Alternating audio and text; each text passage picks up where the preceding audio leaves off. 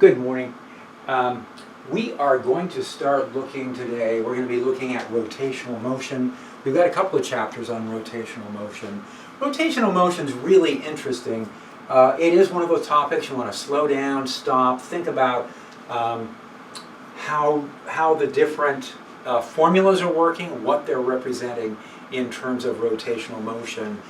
They've got a nice example here with this Ferris wheel. So if we're following someone going around in a circle here on the Ferris wheel, what are the forces? What are the accelerations? So let's take a look and see.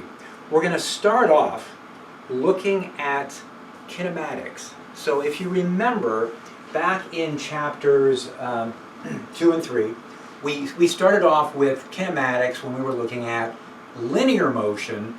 And now what we're going to do with rotational motion is we're going to kind of duplicate everything that we've done in the entire course. We're going to go back, we're going to do rotational kinematics compared with linear. We're going to look at rotational forces. We're going to look at rotational mass, whatever that would be. We're going to look at rotational kinetic energies and rotational or angular momentum. So everything, for the next 2 chapters, everything's rotational. Let's see how this works. So here I've got an object. There is a rotational axis. Now the object happens to be circular, and I kind of wish they wouldn't always do this. You want to get used to the idea that the axis could be located almost anywhere. It doesn't have to be at the middle of a round object. It could be at a different location. Anyway, we're going to start off with this rotating platform, let's say, and we're going to label a point on here, and as this rotates, we're going to keep track of what happens to P. Now, what happened was there was a displacement, but this is an angular or a rotational displacement. There is a value of L, which is the distance that P traveled. L is related to the angle. If you remember from your math classes, that an angle measured in radians is equal to the circular arc divided by the radius. So if I have an object that's rotating, every point on this object is undergoing circular motion, which we went through in chapter 5. So circular motion, everything we do is going to be related to the circular motion that we had looked at. Now what we can say is that the angle of rotation that the object goes through is given by L divided by R.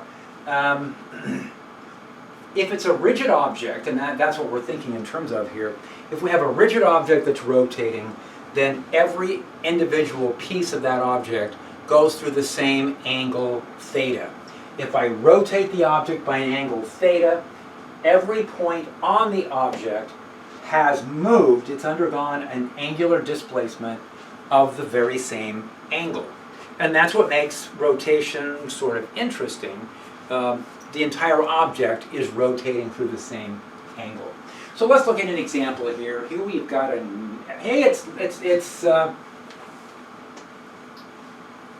it's Laney the eagle. Look, there is the school mascot right there, flying overhead. There goes Laney Eagle, and Laney Eagle is looking for lunch, and there is lunch down on the ground right there.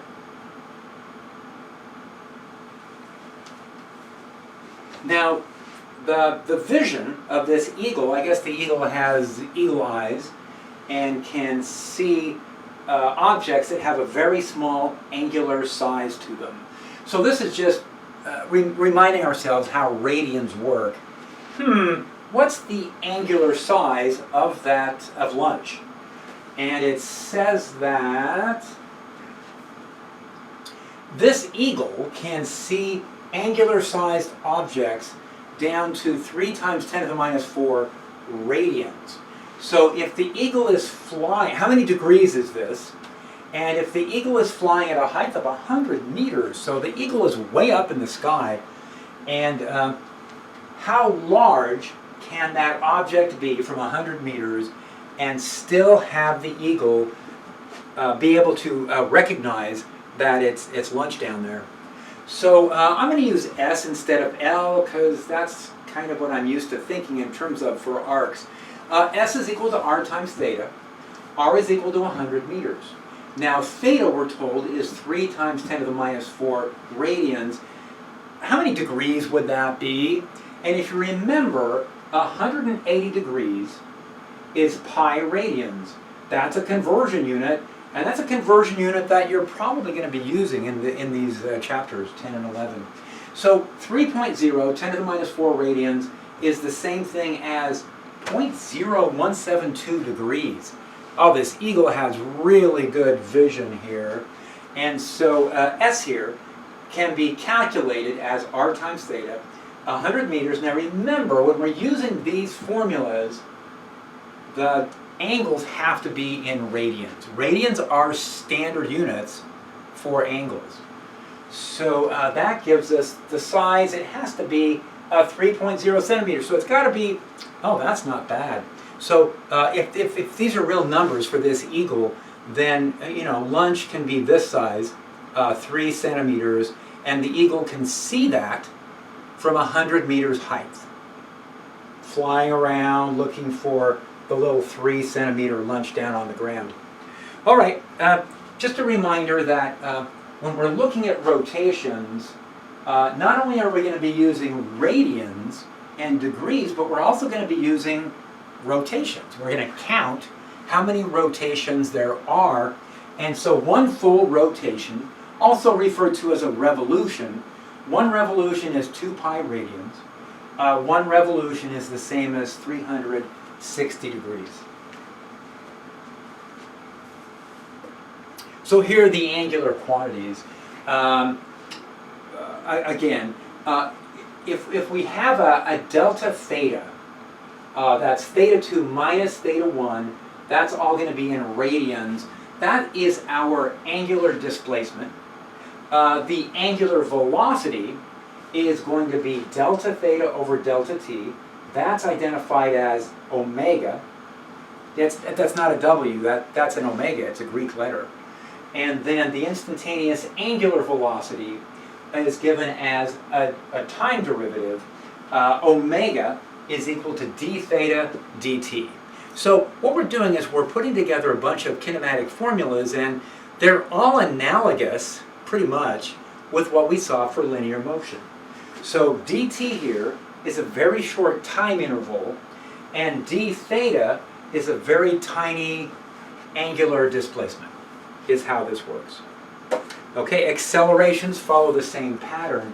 So the accelerations, the average acceleration, can be written as delta omega over delta t. The units on this are going to be radians per second squared. Let's go back a second here. Let's check units. This is not in meters because it's rotational. It's in radians. This is not meters per second. This is an angular velocity. It's radians per second. And then angular accelerations. And for angular accelerations, we are using alpha. So we're using alpha and omega. Alpha is for the acceleration, omega is for the velocity. And when we end up with very similar formulas, right? These are in radians per second squared. So, again, if we go back and think of a rotating object, each point on the object is undergoing circular motion. And what we can show is that the speed of that object, the velocity, v, is equal to r times omega. Now v is going to be in meters per second. So what we're doing now is we're taking these angular quantities, this is an angular velocity, and showing how it's related to a linear velocity for that point. We can do the same thing with different points along the rotating object. Now, since v is equal to r times omega, everybody on the object, as it rotates, has the very same value of omega. But the linear velocities are different.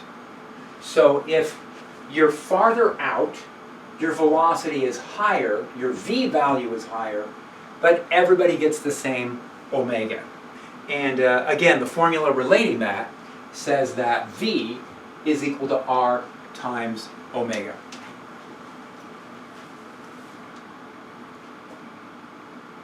Now, accelerations are a little different. So when we look at a point on a rotating object, remember this is circular motion, there already is a centripetal or a radial acceleration. We saw that back in chapter 5. So that's not the same thing as an angular acceleration.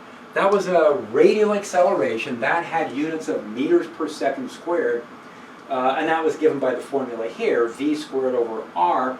Well, now that we know that at any location on the object, v is given by r omega, we can substitute that in, and now we can say that the radial acceleration can be set equal to omega squared times r. So there's another way of writing down a formula that relates angular quantities with the linear quantities. Now, the angular acceleration is going to be in meters per second squared. Now, you may be asking, well, where are the radians going? The radians just seem to disappear, and the answer or the response is yes. If we go back and think about how radians were defined,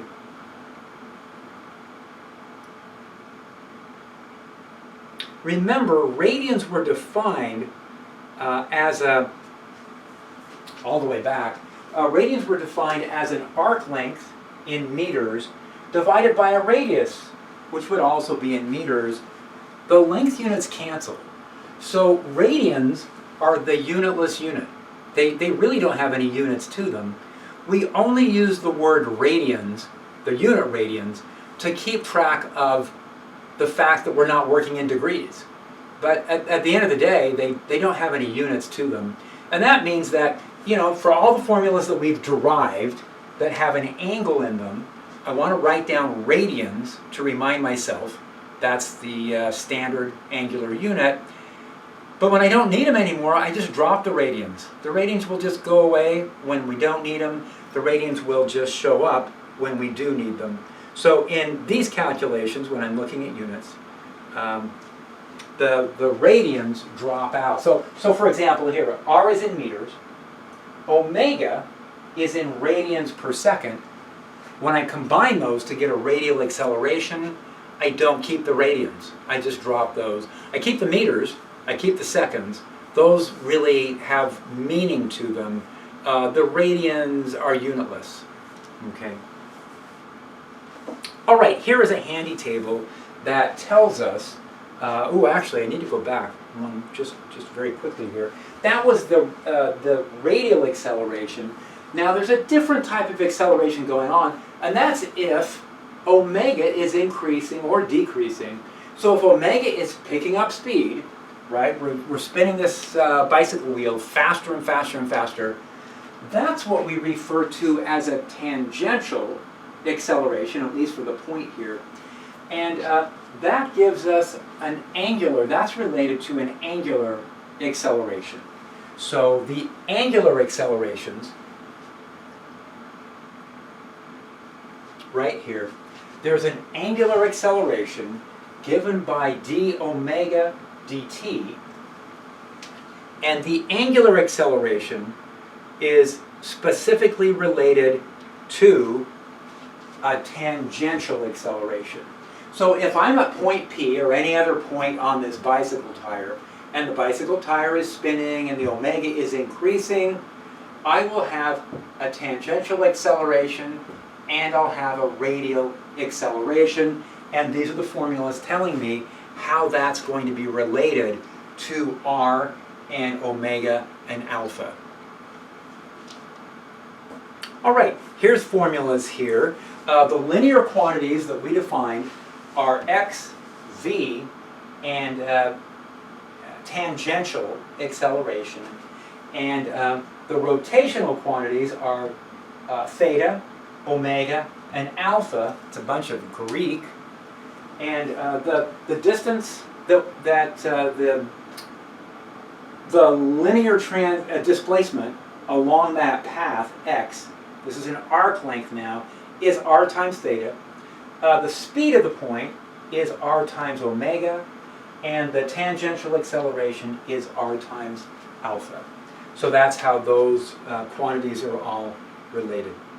All right, now if I have an object that's rotating, we can actually define the angular velocity and the angular displacement and the angular acceleration to be represented by vectors. We can use vectors to represent these quantities. Now, this is a little different. You know, before when we looked at vectors, I feel like everything up until now, velocities, forces, even acceleration, was fairly intuitive. This one's a little different. So if I have something rotating like this, well, every part of this object is undergoing rotational motion. The vector we use to represent that is perpendicular to the rotation. Now, when you stop and think about it, it turns out that choosing a perpendicular direction is the only unique way to represent what's going on. But at the same time, it takes some getting used to. So what happens is this: if it's rotating the way indicated, I can put my fingers in the direction of that rotation, and my thumb will point in the direction of the omega vector, of the rotational velocity vector. If it begins spinning the opposite direction, then the omega vector reverses directions. So it's a little weird, but it works. These vectors follow all the rules for vector manipulation. I can take dot products, I can take cross products, which we haven't introduced yet, but we're going to. So, so here are formulas for an object that is undergoing constant angular acceleration. If alpha is constant, then these formulas will work.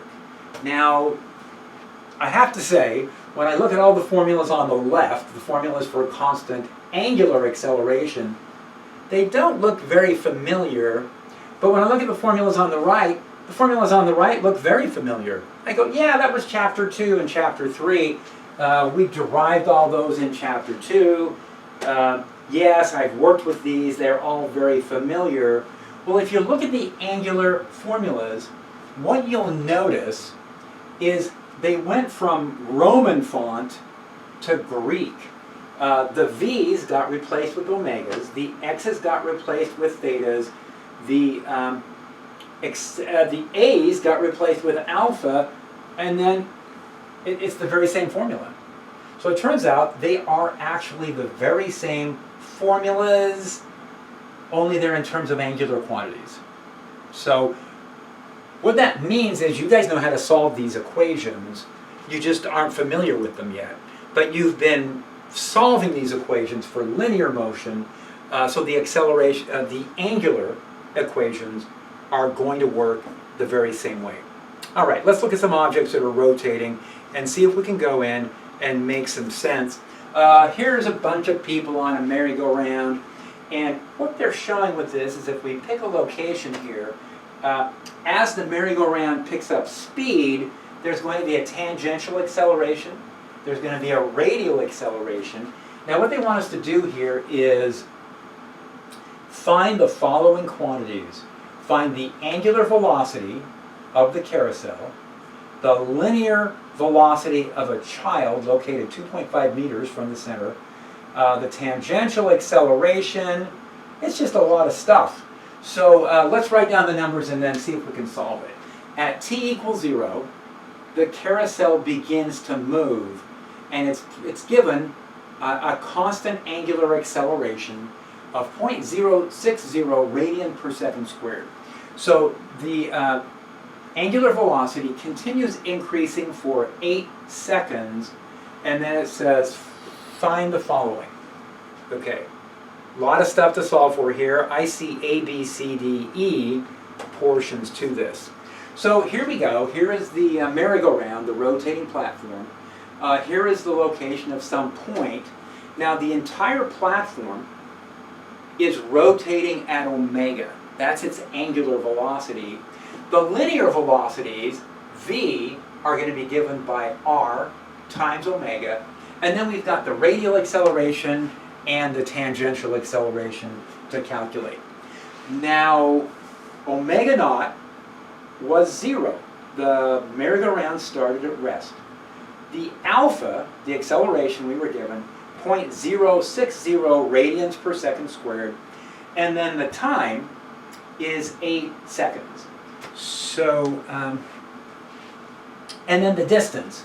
So the r value out to that point is 2.5 meters. So at a particular location, 2.5 meters out, calculate everything. So since omega naught is 0, I can come back to these equations. So I can come back and say, take the angular acceleration, multiply by time, add on any initial angular velocity, and that will tell you the current angular velocity. So let's do that. And this says that that gives us 0.48 radians per second. That's the speed that we topped out at. Now the velocity at that point is given by r omega. That's 2.5 meters per second. So by the time we're at full speed, that location is moving at 1.2 meters per second. So that's a pretty fun merry-go-round ride. The tangential acceleration for that person, I'm just using t for tangential, is r times alpha, and that would give us the 2.5 times 0.06 is 0.150 meters per second squared. So during the 8 seconds, while it was picking up speed, this is what the tangential acceleration was, and eventually we topped out at that speed. Finally, what's the radial acceleration? I guess it's not final, we've got part E. This is given by r omega, so I put in the r, I put in the final omega, so this is once it's at full speed. At full speed, the rotational acceleration is 0.576. So let's be clear about this. This tangential acceleration lasted between 0 and 8 seconds, and then it stopped because we're not going any faster. So this number refers to the 8-second interval. Now, the radial acceleration, omega kept increasing.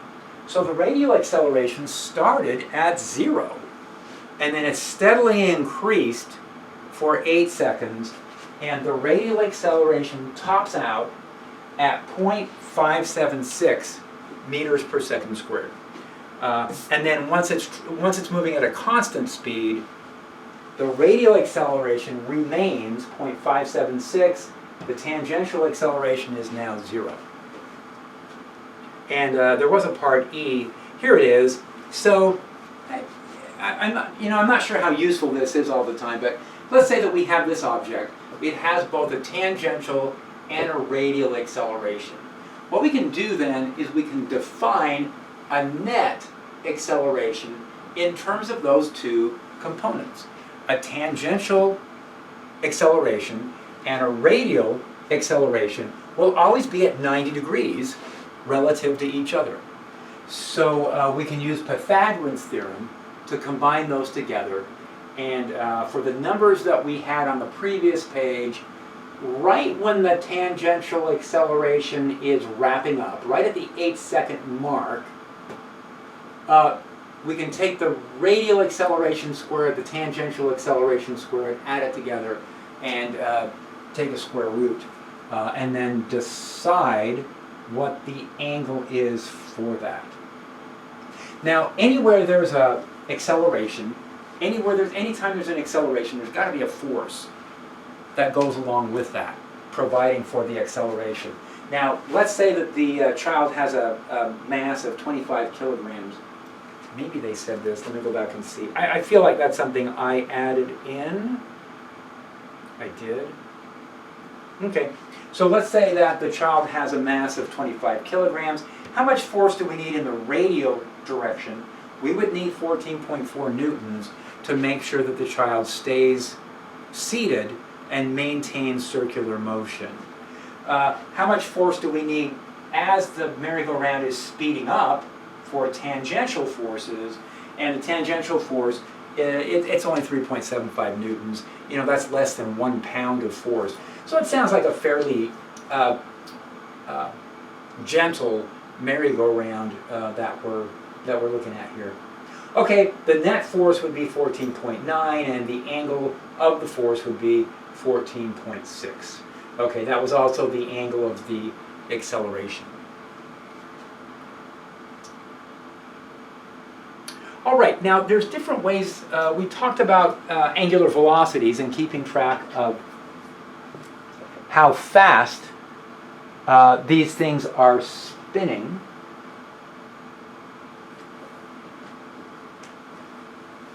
And we can define what's called a frequency. Now the frequency is the number of rotations per second. This can also be listed as 1 hertz. And they didn't spell it out. Oh, they did here. It can also be listed in terms of hertz. So 1 hertz, 1 Hz, is 1 rotation or 1 revolution per second. The period of time is the amount of time it takes to complete 1 revolution. So I can write this in terms of an angular velocity, I can write it in terms of a frequency, or I can write this in terms of a period, and here's how all these different values are related. Periods are just going to get measured in time units. Those are just going to be in seconds. All right, here's another example that we can take a look at. So given omega as a function of time, let's find out how this disk is behaving. So we've got a disk. It's got a radius of 3 meters. So it's a big disk. It's a big platform, right? It's got a diameter of 6 meters. That's pretty big. That's gonna fill this entire room. And it's moving at an omega of 1.6. Apparently that is omega naught. And plus 1.2 times t. The 1.2, that must be the angular acceleration, right? So, and t is in terms of seconds. At the instant, when t is equal to 2 seconds, find out what is the angular acceleration, what is the speed, and the components of the acceleration a of a point on the edge of the disk. So go in and find out everything. Now, again, they've slipped up again. I think that's a Greek letter nu. They meant to use v for velocity, but I think they got the wrong letter. They've got to be more careful with their Greek and their Roman letters. Okay, here we go. Here is the platform. It's 6 meters across. It's got a radius of 3 meters. Now, from the formula they gave us, omega naught is 1.60 radians per second. That's how fast this platform was rotating when we started. And then there is a constant acceleration of 1.20 radians per second squared. So we can use this formula for a constant acceleration process, and then we can solve for t is equal to 2 seconds. Now, when t is equal to 2 seconds, well, the acceleration is constant, so it doesn't matter what time we're looking at. The acceleration is just flat out constant. It's going to have the same value at every time. Now, the speed of a point, the speed is given by r times omega, and omega at the 2 second mark is going to be given by 4 radians per second. So initially, omega, the angular velocity, was at 1.6 radians per second. After 2 seconds of acceleration, that number has now jumped. Well, it actually didn't jump. It increased steadily, let's say that. So it increased very steadily from 1.6 to 4.00 radians per second. And at a point, what was r? 3 meters. A point on the circumference is going to be moving at 12 meters per second. That's a pretty good speed. 12 meters per second, we're looking at, 25, 30 miles an hour. So that's moving along at a pretty good speed. So A, B. Now let's look at the accelerations. Since there is a steady, constant angular acceleration, I can multiply that by r, and that will tell me that the point has a tangential acceleration, tangent to its velocity, of 3.6 meters per second. The radial acceleration is given by r times omega. Now omega is increasing, and so we've got to get the value of omega right there, this one. At 2 seconds, this is the omega value. That's the one I need to put in the formula for the radial acceleration. Doing all that gave us a radial acceleration of 48 meters per second squared, a tangential acceleration of 3.6. So the radial acceleration much higher, right, than the tangential acceleration. Okay, questions on any of that? So it's very analogous, it's very much analogous to formulas we used in linear kinematics. It's a little trickier because you got to stop and think about what all these rotational quantities look like. What does it look like to have something undergoing a rotational acceleration? All right, let's take a look at a centrifuge. Now I think we did this back in circular motion too. But now in rotational motion, we've got a centrifuge, and it's being accelerated from rest to a speed of 20,000 rotations per minute, or revolutions per minute, and that acceleration takes place in 30 seconds. So I take my biologic sample and I put it into one of these tubes, one of these steel tubes. They have to be very sturdy. And then I put that in my centrifuge, and the centrifuge rotor starts going faster and faster and faster and faster. And they want us to calculate what was the, assuming it's constant, what is the angular acceleration, and how many times does this spin around during the acceleration process. So it accelerates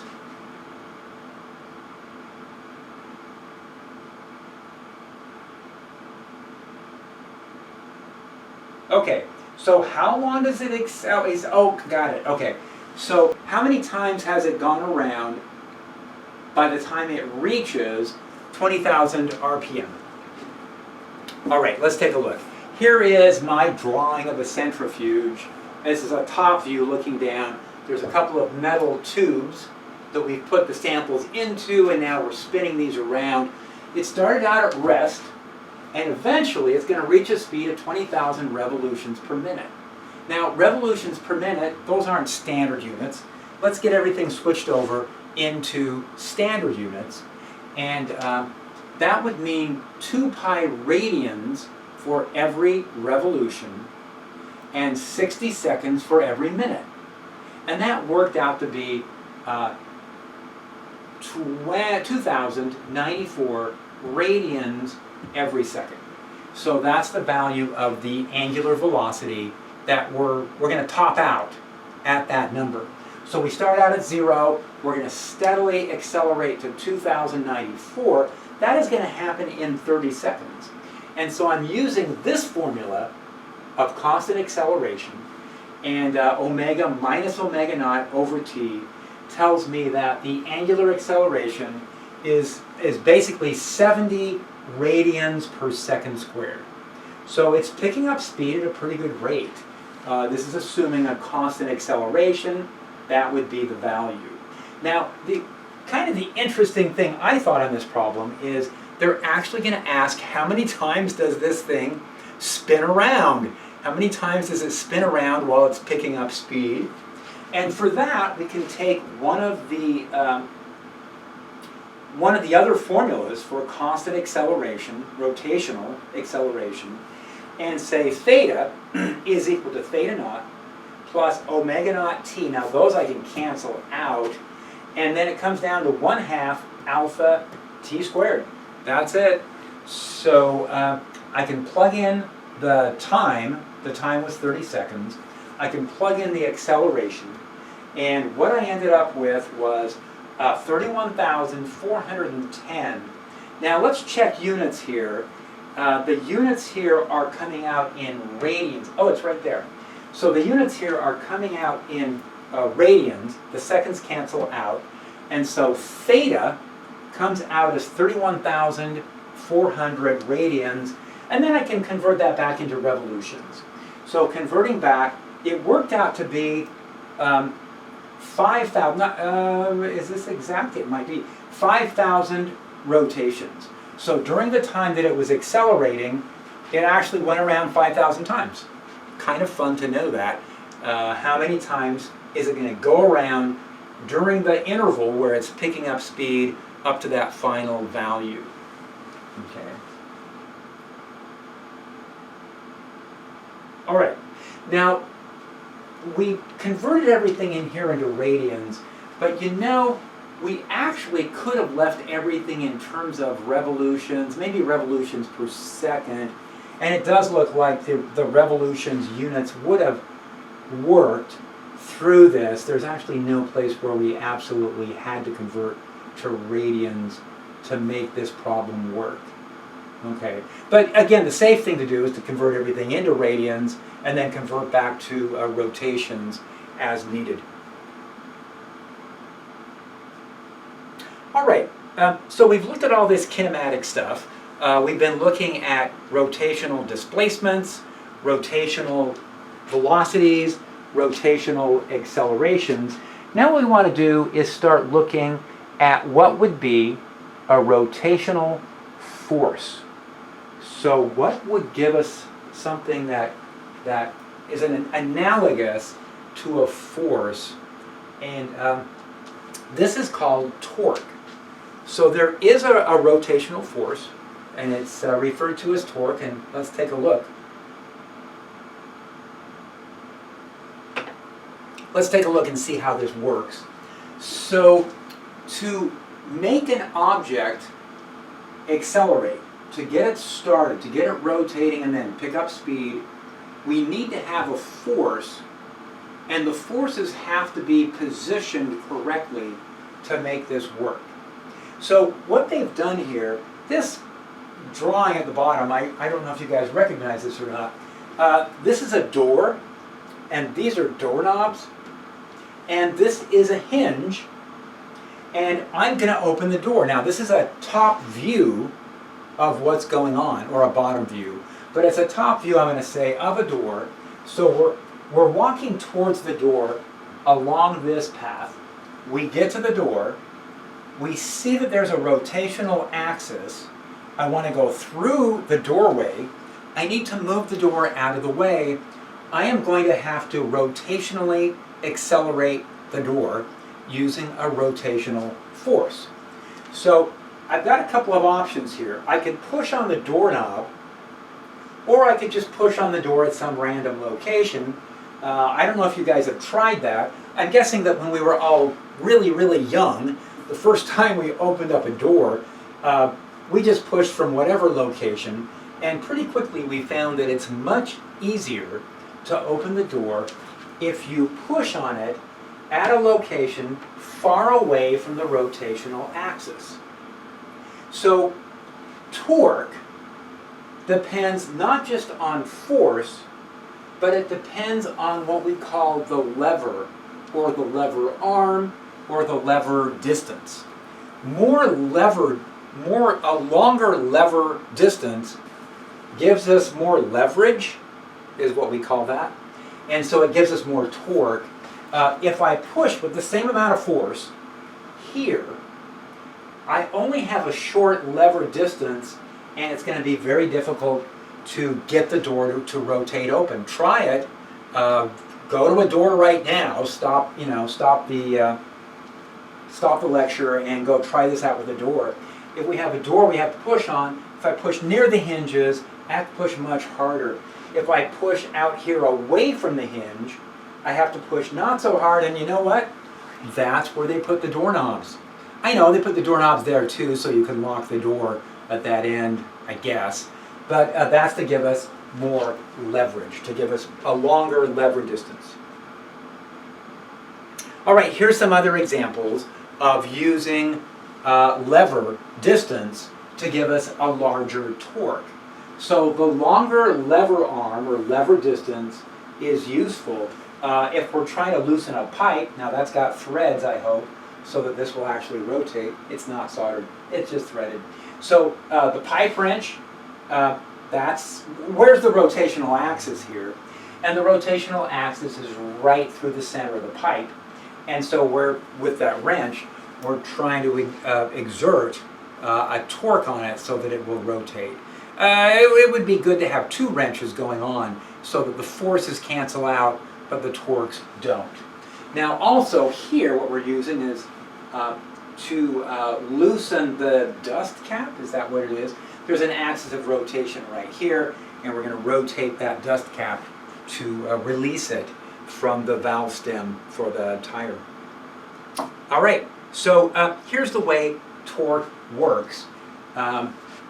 We take a look at how much force we've got. We take a look at the lever distance. Now, this is a little weird. Let's see. The hinge is here, right? What would happen if the force were here? Well, if the force is here, I don't get any leverage at all. I get no torque because the lever distance has dropped to 0. So pushing on the door this way towards the hinges does not rotate the door. Pushing on the door here works really, really well because the force has a large lever distance to it and the force is perpendicular. So it's not enough to have a large distance from the hinge out to where the force is acting.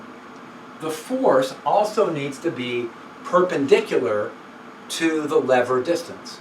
Only the perpendicular components will provide us with torque. All right, now what happens if I push this way? Well, this is a combination. It's got one component that is useful, but it's got another component that's not. So pushing at an angle like this, the useful component will give us a good amount of torque, but the other component, the component that goes through the hinge, won't. Now they've done something a little different here, and this works. I can take this angle, and instead of dividing it into components, what I can do is define a different lever distance. Rather than saying this is the lever distance, we can take the perpendicular distance away from the line of force. They're calling this the line of action, but it's really just the line along which the force is being applied. I could say this is the lever distance and then use the full force. Now, there are two equivalent approaches. Mathematically, they're equivalent to each other. I can either divide the lever distance into components, or I can divide the force into components. But I can only use perpendicular components. The lever distance and the force need to be perpendicular to each other in order to provide a torque. Okay, so, and that's what they're doing in this diagram. So here, they're saying that the lever distance is this particular distance, and then they're using the entire force because the entire force would be perpendicular to that. Or a different approach would be to use this as the lever distance and then say only the perpendicular effect of the force, only the perpendicular component of the force is going to be used to determine what the torque is equal to. Right. Okay, two different approaches, and use the ones that make the most sense, that's easy for you to get set up. All right, here is another one of those round rotating objects. Here is the axis of rotation. It's two disc-shaped wheels. They have radiuses of 30 centimeters, that one, and then there's another wheel attached to it that has a rotation of 50 centimeters. So it's kind of like two cylinders stuck to each other, and they're both rotating around a concentric common axis. And they have two forces acting on them, and we have to go in and look and see, are these forces going to provide torques or not? Are they not going to provide torque? Now, it looks like they both will. If I look at the first force, it's a force of 50 newtons, and look, it's got a lever distance of 30 centimeters. 50 newtons, 30 centimeters, perpendicular angle. That's going to provide us torque. That's going to tend to rotate the object in the positive direction. So in your math classes, I think you've probably, when you have things rotating in an XY plane, you call this the positive direction, right? Like angles are positive in that direction, angles are negative in the other direction. So this is a positive torque, and that's because it's going to create an angular acceleration in the positive direction. Now the other force is a little more complicated. So this force, actually I'm going to divide it into components and say that the y component lines up with the axis of rotation. That's not going to give me a torque. So I can ignore this force. Only the x component is going to give me a torque. And then I can use the lever distance of 50 centimeters. So 50 centimeters times 50 newtons times the cosine of 30. Now this torque is in the other direction. This torque is tending to rotate the object in the negative direction. It will create a negative rotational acceleration. So who's going to win? Is it, oh, they're both 50 newtons. So this is 50 newtons, this is 50 newtons. This one only has 30 centimeters of lever distance. This one has 50 centimeters of lever distance. But this one, we only get to use one of the components. Okay, this is so exciting. Let's do the numbers and see who wins. So I called this force 1 and lever distance 1. Where are those? So this is force 1, lever distance 1. R1 is 30 centimeters, which is 0.30 meters. Force 1 is 50 newtons. If I take the force and multiply it by the lever distance, I end up with 50 newtons times 0.3 meters. Oh, that gives me 15 newtons times meters. Wait a minute, newtons times meters, those units, are they energy units? Does torque have the same units as energy? Because torque is not the same thing as energy. That's pretty clear. And so yeah, this is well, I don't know how surprising this is, but I do remember this was one of the traumatic instances I went through when I was in freshman physics, my freshman year in college, when I first took physics. Torque has the same units as energy, but it's not the same thing. Can two different physical quantities have the same set of units? Now, I lost a lot of sleep over it, and then I finally realized, yeah, they can. And so, for torque, what we're going to do is list torque as Newton times meter. That reminds us that it's a force times a lever distance.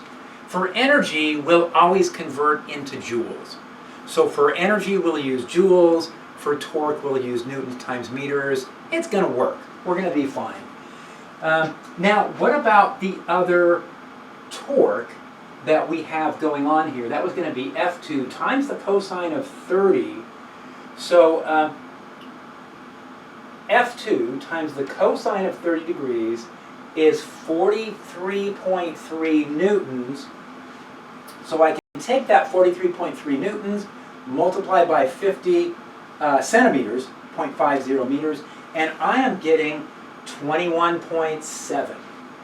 All right, so that's more, right? So that is, it's a bigger torque, and it's in the negative direction. So the overall net torque, this torque is going to be bigger, and the object will accelerate, an angular acceleration, in the negative direction. And that's it. So the angular acceleration is going to be given by the net torque divided by the rotational mass So I think it's time to take a break. Let's go and take a break because we got to come back and ask ourselves, what could rotational mass actually be referring to? What could rotational mass be?